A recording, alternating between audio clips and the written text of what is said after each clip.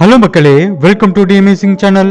LPG gas, liquid petroleum gas தான் சில மாதங்களுக்கு முன்பு மிகப்பெரிய பேசு பொருளா இருந்துச்சு. ஏன்னா அந்த சமயத்துல கேஸுக்கு ஏற்பட்ட மிகப்பெரிய தட்டுப்பாடு தான் அதற்கு காரணம். நம்ம இந்தியாவில பயன்படுத்தக்கூடிய கேஸ்ல 60% வரைக்கும் வெளிநாடுகள்ல இருந்தா இறக்குமதி பண்றோம். அதுலயும் குறிப்பா வளைகுடா நாடுகள்ல இருந்து தான் நம்மளுக்கு கேஸும் பெட்ரோலும் பெரும்பாலும் வருது. சமீப காலத்துல அந்த பகுதியில் ஏற்பட்ட போர்னால உலகின் மிக முக்கியமான கப்பல் வழித்தடமான ஹார்மோஸ் மூடப்பட்டது. அதனால நம்ம நாட்டுல மிகப்பெரிய கேஸ் தட்டுப்பாடு ஏற்பட்டுச்சு. அப்படின்னா இந்தியாவோட தேவைக்காக ஏன் நம்ம நாட்டால எல்பிஜியை தயாரிக்க முடியல? பொதுவா எல்பிஜி எப்படி தயாரிக்கப்படுது, இத பத்தி தான் இந்த வீடியோல பார்க்க போறோம். இந்த வீடியோ ரொம்பவே இன்ட்ரெஸ்டிங்கா இருக்க போகுது. சோ வீடியோவை கடைசி வரைக்கும் ஸ்கிப் பண்ணாம பாருங்க. வீடியோ பிடிச்சிருந்தா மறக்காம லைக் பண்ணுங்க, உங்க ஃப்ரெண்ட்ஸுக்கும் ஷேர் பண்ணுங்க. வீடியோ பார்க்கறதுக்கு முன்னாடி நம்ம சேனலை சப்ஸ்கிரைப் பண்ணாதவங்க மறக்காம சப்ஸ்கிரைப் பண்ணி பக்கத்துல இருக்கிற பெல் ஐகானையும் கிளிக் பண்ணுங்க. அப்பதான் நான் போடுற வீடியோ உடனே உங்களுக்கு கிடைக்கும். கேஸ பொதுவா கடலுக்கு அடியில இருக்கிற நிலப்பரப்புல எடுப்பாங்க. நிலத்துல இருக்கிற பகுதியையும் துளையிட்டு அதுல இருந்தும் கேஸ் எடுப்பாங்க. அப்படி பூமிக்கு அடியில கோடிக்கணக்கான ஆண்டுகளுக்கு முன்னாடி வாழ்ந்து அழிந்து போன மீன்கள் மற்றும் மற்ற உயிரினங்களோட படிமங்கள் காலப்போக்குல அப்படியே படிஞ்சு எண்ணெயாகவும் கேஸாகவும் மாறி அங்கேயே அடைஞ்சு கிடக்கும். அப்படிப்பட்ட இந்த கேஸ் ஆனது பூமியோட அடிப்பகுதியில எளிதா கிடைக்கிறது கிடையாது. அது பூமிக்கு அடியில கிடைக்கக்கூடிய இடம்ங்கிறது ரொம்பவுமே ஆழமான பகுதியில காணப்படும். இப்போ கடல்ல இருந்து எப்படி கேஸ் எடுக்கிறாங்கன்னு பார்க்கலாம். இந்த மாதிரி கேஸ் கடலுக்கு அடியில, அதாவது பிலோ சீ லெவல்ல 9000 அடிக்கும் கீழே காணப்படும். அதனால தான் கேஸை கண்டுபிடிக்கிறதுக்கு பெரும்பாலும் கடலுக்கு அடியில தான் முதல் ஆராய்ச்சியை தொடங்குவாங்க. அதற்காக பிரத்யேகமான கப்பல்ல இருந்து கடலுக்கு அடியில் இருக்கிற நிலப்பரப்புக்கு ஹை ஃப்ரீக்வன்சி இருக்கிற ஒளி அலைகளை கடலோட மேற்பரப்புல இருந்து கடலுக்கு அடியில் இருக்கிற நிலத்தை நோக்கி அனுப்புவாங்க. இந்த ஒளியானது கடலுக்கு அடியில் இருக்கிற தரைமட்டத்துல போய் மோதி நீரோட மேற்பரப்புக்கு வரும்போது அங்க இருக்கிற சென்சார்ஸ் அந்த ஒளியை உள்வாங்கும். அது ஒரு டேட்டாவா மாறும். இவைகள் தந்த இந்த டேட்டாவை வச்சு ஆராய்ச்சியாளர்கள் கடலுக்கு அடியில இருக்கிற நிலப்பரப்போட 3D மேப் உருவாக்குவாங்க. இந்த மேப் தான் கடலுக்கு அடியில எந்த பகுதியில கேஸ் ஆனது இருக்குங்கிறத கண்டுபிடிக்கிறதுக்கு ஒரு முக்கியமான விடயமா இருக்கும். இந்த மாதிரி ஒரு மேப் கிடைச்ச உடனேயே இந்த மேப்போட எவிடன்ஸை மட்டும் பயன்படுத்தி கடலுக்கு அடியில கிரில் பண்ணி ஆராய்ச்சியாளர்கள் உடனே கடலை துளையிடுவது கிடையாது. அதற்காக அவங்க 9 மீட்டர் நீளமுள்ள நூற்றுக்கணக்கான ஸ்டீல் பைப்புகளை ஒன்னா இணைச்சு ஒரு மிகப்பெரிய பைப் நெட்வொர்க்கை உருவாக்குவாங்க. அந்த அமைப்போட வாய் பகுதியில துளையிடுவதற்குண்டான மெஷினை பொருத்துவாங்க.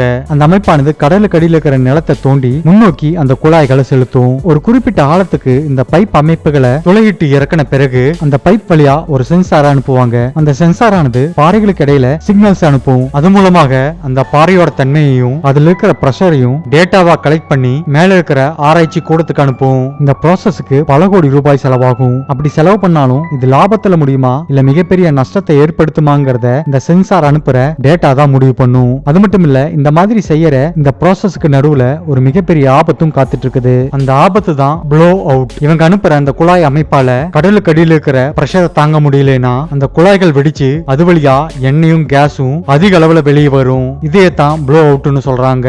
இந்த வெடிப்பானது மேல இருக்கிற ஆராய்ச்சி தளத்தை மட்டும் இல்ல, அங்க இருக்கிற உயிரினங்களையும் அந்த கடலோட மேற்பரப்பையும் பயங்கரமா பாதிக்கும். அதனால தான் இந்த ப்ராசஸ அவங்க ரொம்பவே கவனமா செய்வாங்க. ஏன்னா இங்க ஏதாவது சின்ன தப்பு நடந்தாலும் அது ஒரு மிகப்பெரிய அழிவுக்கு முக்கிய காரணமாக மாறிடும். இந்த எல்லா ஸ்டெப்ஸையும் சக்சஸ்ஃபுல்லா முடிச்சு கேஸ் ரிசர்வாயர் இருக்கிற இடத்தை அடைந்த பிறகு உள்ள செலுத்தின பைப்பை மேலும் பலப்படுத்துறதுக்காக சிமெண்ட்டையும் கம்பிகளையும் உள்ள செலுத்தி அந்த பைப் அமைப்பை மேலும் ஸ்ட்ராங் ஆக்குவாங்க. அதன் பிறகு கடலுக்கு பலாயிரம் அடிகளுக்கு கீழே ப்ளோ அவுட் பிரிவென்டர்ங்கிற ஒரு மிகப்பெரிய மெஷினை அங்க பொருத்துவாங்க.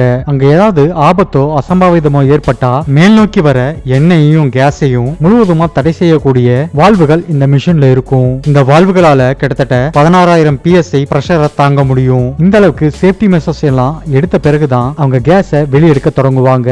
தொடக்கத்துல கேஸ் ஆனது பிரஷர் தாங்க முடியாம தானா மேல வரும். ஆனா அதன் பிறகு கேஸை வெளியெடுக்கிறதுக்காக அதிக அளவுள்ள பிரஷரான பம்புகளை வச்சு பம்ப் பண்ணி கேஸை வெளியெடுப்பாங்க. இப்படி வரும்போது அந்த கேஸோட எண்ணெய், தண்ணி மற்றும் மணல்கள் சேர்ந்தே வரும். கேஸ் மேல வந்த பிறகு முதலாவதா செய்யக்கூடிய ப்ராசஸ் பாத்தீங்கன்னா அந்த கலவையை தனித்தனியா பிரிச்செடுக்கிறது தான். ஏன்னா பைப்ல கேஸ் மட்டும் வரது கிடையாது, அது கூடவே எண்ணெயும் மணலும் சேர்ந்தே வருது இல்ல. அதனால தான் இந்த ப்ராசஸ் அவங்க பண்றாங்க. இதற்காக அவங்க ஒரு பிரத்யேகமான மிஷினை பயன்படுத்துவாங்க. அந்த மிஷினானது கேஸையும் லிக்விட் ஹைட்ரோகார்பனையும் தண்ணீரையும் தனித்தனியா பிரிச்செடுக்கும். பிரித்தெடுத்த நீரை சுத்திகரிச்சு மறுபடியும் கடல்லையே அதை விட்டுருவாங்க. இப்படி பிரிக்கும் போது ஆயில தனியா ஸ்டோர் பண்ணுவாங்க. அதுல இருந்து கிடைக்கக்கூடிய கேஸ அடுத்த கட்ட ப்ராசஸ்க்கு அனுப்பி வைப்பாங்க. அதோட முதல் ஸ்டெப்பா கேஸ்ல இருக்கிற ஈரப்பதத்தை அவங்க நீக்குவாங்க. இது கேஸ் வர பைப்புகள்ல துருப்பிடிக்காம இருக்கிறதுக்காகவும் கேஸ் குளிர்ந்து ஐஸ் போன்ற அமைப்பாக மாறாம இருக்கிறதுக்காக இந்த ப்ராசஸ் அவங்க செய்யறாங்க. இந்த ப்ராசஸ்ல 1000க்கும் அதிகமான சென்சார்கள் பிரஷரையும் டெம்பரேச்சரையும் மானிட்டர் பண்ணிக்கிட்டே இருக்கும். கடலுக்கு நடுவுல நடக்கிற இந்த ப்ராசஸ கரையில இருக்கிற இன்ஜினியர்ஸ் தொடர்ந்து கண்காணிச்சுக்கிட்டே இருப்பாங்க. ஏதாவது சின்ன பிரச்சனை ஏற்பட்டாலும் ஆட்டோமேட்டிக்கா மிஷின் ஸ்டாப் ஆகக்கூடிய அமைப்பும் அங்க பயன்படுத்தக்கூடிய மிஷின்ல இருக்கு. அதனால தான் கேஸ் எடுக்கிற ப்ராசஸ் ஆனது மிகவும் கவனமா செய்யக்கூடிய ஒரு ப்ராசஸா இருக்குது. ஒரு சின்ன தப்பு பல நூறு கோடி ரூபாய் நஷ்டத்தையும் ஒரு மிகப்பெரிய பேரழிவையும் அந்த கடல் பகுதியில் ஏற்படுத்தும். அடுத்த கட்ட ப்ராசஸ்ல carbon dioxide, hydrogen sulphide முதலான ஆபத்தான நச்சு வாயுக்களை தனியா பிரிச்செடுக்கிறாங்க. அதன் பிறகு இந்த கேஸ அதிக அளவுல குளிர்விப்பாங்க. இதே சமயத்துல அவங்க அந்த கேஸ்ல இருந்து மீத்தேனையும் பிரிச்செடுப்பாங்க. அப்படி பிரித்தெடுத்த பிறகு இவைகளை -163 டிகிரி செல்சியஸ்க்கு குளிர்விச்சு லிக்விஃபைடு நேச்சுரல் கேஸ் ஆக மாத்துவாங்க. இந்த ப்ராசஸ்ல ஈத்தேன்கிற ஒரு ப்ராடக்ட்டும் கிடைக்கும். இவைகளை பிளாஸ்டிக் தயாரிப்பதற்காக பெட்ரோகெமிக்கல் கம்பெனிகளுக்கு அனுப்பி வைப்பாங்க. நம்ம வீட்டுல பயன்படுத்தக்கூடிய எல்பிஜி, அதாவது லிக்விஃபைடு பெட்ரோலியம் கேஸா இதை மாத்துறதுக்காக புரோபேனையும் பியூட்டேனையும் ஹை பிரஷர்ல ஆட் பண்ணி அதை லிக்விடா மாத்தி தான் கொடுக்கறாங்க. இதன் பிறகு ஏதாவது அதுல மீதம் இருந்தா அவைகளை தனியா பிரிச்செடுத்து லைட் வெயிட் க்ரூட் ஆயில் போல மாத்தி அவைகளை சுத்திகரிப்புக்கு அனுப்புவாங்க. இதுவரைக்கும் நம்ம கடல்ல இருந்து எப்படி கேஸ் எடுக்கிறாங்கன்னு பார்த்தோம். இப்ப தரையில இருந்து எப்படி கேஸ் எடுக்கிறாங்கன்னு பார்க்கலாம். கடல்ல கேஸ் எடுக்கிறத விட நிலப்பரப்புல இருந்து கேஸ் எடுக்கிறதுங்கிறது ரொம்பவுமே சிரமமான ஒரு ப்ராசஸா இருக்கும். இங்கேயும் முதல் கட்டமாக பலவித சென்சார்ஸை பயன்படுத்தி அங்க கேஸ் இருக்குதா இல்லையான்னு கண்டுபிடிப்பாங்க.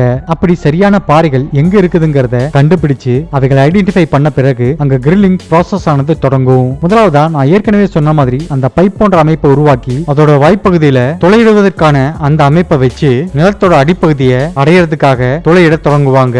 பலாயிரம் ஆண்டுகளா அங்க கேஸ் அடைஞ்சு கிடக்கிறதால குழாய்களை தொடர்ந்து செலுத்தாம ஒவ்வொரு முறையும் குழாயை மேல எடுத்து மறுபடியும் அந்த குழாயை அந்த துளைக்குள்ள செலுத்தி அந்த துளையோட ஆழத்தை அதிகப்படுத்துவாங்க.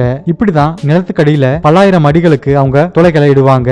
இப்ப ஆழமா துளை ஏற்படுத்தினா மட்டும் கேஸ் ஆனது மேல வராது. இங்கதான் அவங்க ஃப்ராக்கிங்கிற ஒரு மெத்தடை பயன்படுத்துறாங்க. இந்த ப்ராசஸ்ல அவங்க மணல், களிமண், டிஸ்இன்ஃபெக்டன்ட், ஆசிட், தண்ணீர் போன்ற அனைத்தும் சேர்ந்த ஒரு கலவையை அதிக அளவுல அந்த குழாய் வழியா செலுத்துவாங்க. நிலத்துக்கடியில இந்த குழாய்கள் மூலமாக ஏற்பட்ட பாறை வெடிப்பானது மறுபடியும் ஒன்னா சேராம இப்படி அனுப்பப்படுற இந்த கலவைகளானது தடுக்கும். அந்த வெடிப்புகளை தாங்கி நிக்கிறது மூலமாக கேஸ் ஆனது அந்த வெடிப்புகள் வழியா மேல் நோக்கி வரும். இங்கேயும் கேஸோட சேர்ந்து மண்ணும் ஆயிலும் கூடவே வரும். அப்படி கேஸோட வந்த இந்த கலவையை ஒரு மிகப்பெரிய டேங்கர் அமைப்புக்கு மாத்துவாங்க. அங்க வச்சுதான் இவைகளை தனித்தனியா பிரிப்பாங்க. அப்படி வரும்போது மண்ணும் ஆயிலும் அந்த குழாயோட அடிப்பகுதியில அப்படியே நிற்கும். கேஸ் மற்றும் அந்த குழாய் வழியாக அடுத்த கட்ட ப்ராசஸுக்கு கடத்தப்படுது. கடலாக இருந்தாலும் சரி, நிலப்பரப்பாக இருந்தாலும் சரி, கேஸை பிரிச்செடுத்ததுக்கு பிறகு அவைகளை மிகப்பெரிய ஃபேக்டரிகளுக்கு உடனே மாத்த வேண்டிய கட்டாயம் இருக்கு. அதற்காகத்தான் அவங்க பல நூறு கிலோமீட்டர்களுக்கு குழாய்களை பதிப்பாங்க.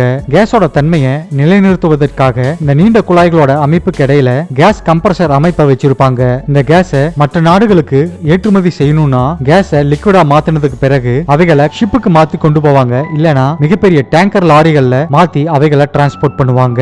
எந்த வழியில கொண்டு போனாலும் சரி கேஸோட தன்மையை அடிக்கடி சென்சர்களை பயன்படுத்தி கவனிச்சுக்கிட்டே இருப்பாங்க. இந்த மாதிரி பல தொழில்நுட்பங்களை வச்சுதான் கேஸை ஃபேக்டரிகளுக்கு கொண்டு வந்து நாம பயன்படுத்தக்கூடிய எல்பிஜி கேஸா மாத்துறாங்க. அப்படி கொண்டு வந்த கேஸை இங்க இருக்கிற ஃபேக்டரிகள்ல வச்சு இன்னும் சில ப்ராசஸ பயன்படுத்தி பியூரிஃபை பண்ணி எல்பிஜி சிலிண்டர்ல அடைக்கிறாங்க. இப்ப நம்ம பயன்படுத்துற எல்பிஜி ஆனது ரெடி ஆயிருச்சு. சோ இந்த எல்பிஜி கேஸை பாதுகாக்கிறதுக்காக நம்மளுக்கு ரொம்பவே ஸ்ட்ராங்கான ஆர்மர் ஒன்று தேவைப்படுது. அதுதான் நம்ம பயன்படுத்தக்கூடிய கேஸ் சிலிண்டர். இந்த சிலிண்டர் தயாரிக்கிறதுக்காக ரொம்பவே பவர்ஃபுல்லான ஸ்டீல் சீட்டுகளை பயன்படுத்துறாங்க. இதற்காக ஒரு பிரத்யேகமான மிஷினை பயன்படுத்தி சரியான அளவுல இவைகளை வெட்டி எடுக்கிறாங்க. ஒரு மில்லிமீட்டர் அளவு வித்தியாசம் வந்தாலும் அந்த சிலிண்டரோட பாதுகாப்பை அது மிகப்பெரிய கேள்விக்குறியாக்கிரும். அதனால மிகவும் கவனத்தோட தான் இந்த சிலிண்டரை அவங்க தயாரிப்பாங்க. வெட்டி எடுக்கப்பட்ட இந்த ஸ்டீல் பிளேட்ஸை ஒரு மிஷினை பயன்படுத்தி சிலிண்டர் போன்ற அமைப்புக்கு மாத்துவாங்க. வெல்டிங் எல்லாம் பண்ணி இவைகளை ஒன்னா சேர்ப்பாங்க. ஆயிரக்கணக்கான டிகிரி ஹீட்ல தான் இந்த ப்ராசஸ் ஆனது அங்க நடக்கும். சிலிண்டர் மேக் பண்றதும் அதற்கு பிறகு நடக்கிற வெல்டிங் ப்ராசஸும் கரெக்டா நடக்குதான்னு பாக்குறதுக்காக அவங்க சென்சார்ஸ பயன்படுத்துவாங்க. இதன் பிறகுதான் சிலிண்டருக்கு மேல இருக்கிற வால்வு போன்ற அமைப்பையும் ஹேண்டிலையும் கீழே இருக்கிற ஸ்டாண்டையும் வெல்டிங் பண்ணி இந்த சிலிண்டரோட சேர்ப்பாங்க. எல்லா பாகங்களையும் பொருத்தினதுக்கு பிறகு அதுல ஏதாவது குறைபாடு இருக்கான்னு மறுபடியும் செக் பண்ணுவாங்க. சிலிண்டரோட முழு அமைப்பும் ரெடியான பிறகு அதுல இருக்கிற துரும்பையும் அழுக்கையும் நீக்கிறதுக்காக சாண்ட் பிளாஸ்டிங் முறையை பயன்படுத்துவாங்க. அதாவது அதன் மேல வேகமா மணலை அடிச்சு அந்த துரும்பையும் அழுக்கையும் நீக்குவாங்க. இல்லனா கெமிக்கல்ஸை பயன்படுத்தி அதுல இருக்கிற துரும்பையும் அழுக்கையும் நீக்குவாங்க. அதன் பிறகுதான் மேலும் துருப்பிடிக்காம இருக்கிறதுக்காக சிலிண்டர்ஸ் மேல பெயிண்ட் அடிப்பாங்க. எந்த கம்பெனிக்கு அந்த சிலிண்டர்ஸ் போகுதோ அதற்கு தகுந்த மாதிரி அந்த சிலிண்டர் மேல பெயிண்ட் பெயிண்டோட கலர் ஆனது மாறுபடும். பெயிண்ட் அடித்த பிறகு அந்த சிலிண்டர்ஸை ஹீட்டட் சேம்பர் வழியா அனுப்பிச்சு இந்த ப்ராசஸ்ல அந்த பெயிண்டை அவங்க உலர்த்தி எடுப்பாங்க. இந்த பெயிண்ட் ஆனது அந்த சிலிண்டரை ஆண்டு கணக்குல துருப்பிடிக்காம பாதுகாக்கும். இது எல்லாம் முடிஞ்ச பிறகு அந்த சிலிண்டர்ல ஏதாவது லீக்கேஜ் இருக்கான்னு செக் பண்றதுக்காக லீக்கேஜ் டெஸ்டையும் செய்வாங்க. இந்த ப்ராசஸ்ல அந்த சிலிண்டர்ல அதிகப்படியான கேஸை நிரப்பி அவைகளை தண்ணீர் நிறைந்த ஒரு டேங்குக்குள்ள முழுவதுமா மூழ்கடிக்க செய்வாங்க. அந்த சமயத்துல அந்த சிலிண்டரோட பாடியிலயோ இல்ல வெல்டிங் வச்ச பகுதியிலயோ ஏதாவது ஒரு சின்ன நீர்க்குமிழ் வந்தாலும் அங்க லீக்கேஜ் இருக்குங்கிறத அவங்க கன்ஃபார்ம் பண்ணுவாங்க. இப்படிப்பட்ட சிலிண்டர்ஸை உடனே அங்கிருந்து மாத்தி வச்சிருவாங்க. இந்த ப்ராசஸ் எல்லாம் முடிஞ்ச பிறகு எந்த லீக்கேஜும் இல்லாத தரமான சிலிண்டர்களை கேஸ் ஃபில்லிங் ஸ்டேஷனுக்கு அனுப்பி வைப்பாங்க. அங்க மிகப்பெரிய டேங்குகள்ல அடைச்சு வச்சிருக்கிற எல்பிஜி கேஸை மிதமான பிரஷர்ல இந்த சிலிண்டர்களை ஃபில் பண்ண ஆரம்பிப்பாங்க. ஒரு தனித்துவமான வால்வை பயன்படுத்தி இந்த ஃபில்லிங் ப்ராசஸ் ஆனது அங்க நடக்கும். இது ஒரு ஆட்டோமேட்டிக் சிஸ்டம்ங்கிறதால ஒரு குறிப்பிட்ட அளவு எல்பிஜி நிரம்பின பிறகு இந்த வால்வானது ஆட்டோமேட்டிக்கா க்ளோஸ் ஆயிரும். எல்லா ப்ராசஸையும் சரியா செஞ்சு முடிச்ச பிறகு கரெக்டான செக்கிங் எல்லாம் பண்ணி அதுல பாஸ் ஆகக்கூடிய சிலிண்டர்கள் மேல சீல் வச்சு சர்டிபிகேட்டை ஒட்டி விற்பனைக்காக அனுப்பி வைப்பாங்க. இப்ப நீங்க கேட்கலாம், ஏன் இந்த எல்பிஜி ப்ரொடக்ஷனை நம்ம இந்தியால செய்ய முடியலன்னு.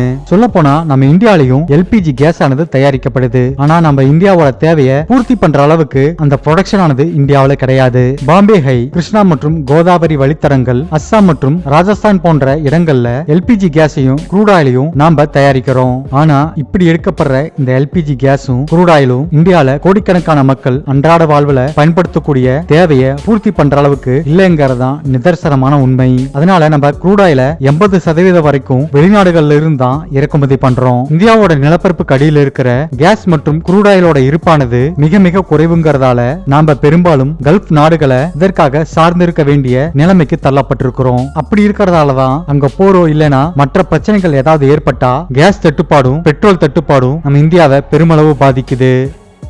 இந்த வீடியோ இதோட முடிவுக்கு வருது. இந்த வீடியோ உங்களுக்கு எல்பிஜி கேஸ் எப்படி தயாரிக்கிறாங்கங்கிற ஒரு ஐடியாவை கொடுத்துருக்குன்னு நம்புறேன். இந்த வீடியோவை பத்திய உங்களோட கருத்துக்கள் என்ன, அதை மறக்காம கமெண்ட் பாக்ஸ்ல கமெண்ட் பண்ணுங்க. ஓகே மக்களே, தேங்க்ஸ் ஃபார் வாட்சிங் திஸ் வீடியோ. இந்த வீடியோ பிடிச்சிருந்தா மறக்காம லைக் பண்ணுங்க, ஷேர் பண்ணுங்க. தி அமேசிங் சேனலை மறக்காம சப்ஸ்கிரைப் பண்ணி பக்கத்துல இருக்கிற பெல் ஐகானை கிளிக் பண்ணுங்க. அப்பதான் நான் போடுற வீடியோ உடனே உங்களுக்கு கிடைக்கும். இன்னொரு இன்ட்ரெஸ்டிங்கான வீடியோல உங்களை பாக்குறேன்.